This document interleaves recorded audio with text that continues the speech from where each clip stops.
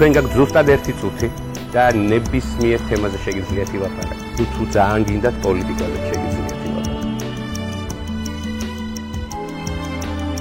თუშეთის სიყვარული ჩამოვდივარ აქ, იმიტომ რომ თუშეთი მიყვარს, რა ვიცი, გიჟემდე და დიდი სურვილი მაქვს, რომ მთელი ზამთარ ზაფხული 1 სრული წელი აქ გავაატარო.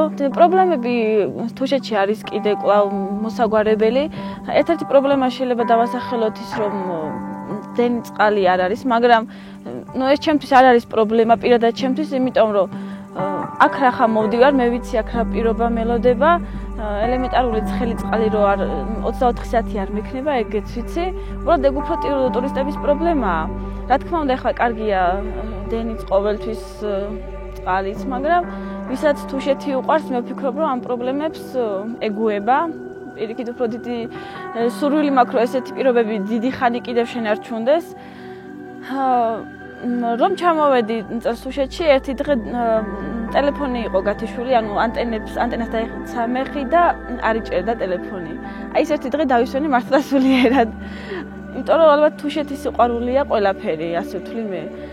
ყველაზე დიდი პრობლემა ჩემთვის წარმოადგენს ის, რომ არ მაქვს თუშეთში სახლი. გაკეთების პრობლემაც არის, იმიტომ რომ მასალის ტრანსპორტირება და ისინი ძალიან ძვირი ჯდება, თვითმფრინავები ფაქტიურად აღარ მოძრაობენ. და ამიტომ ჩემ ტკივილი ეგ არის, რომ მინდა, მაგრამ ვერ ვაკეთებ მთაში სახლს.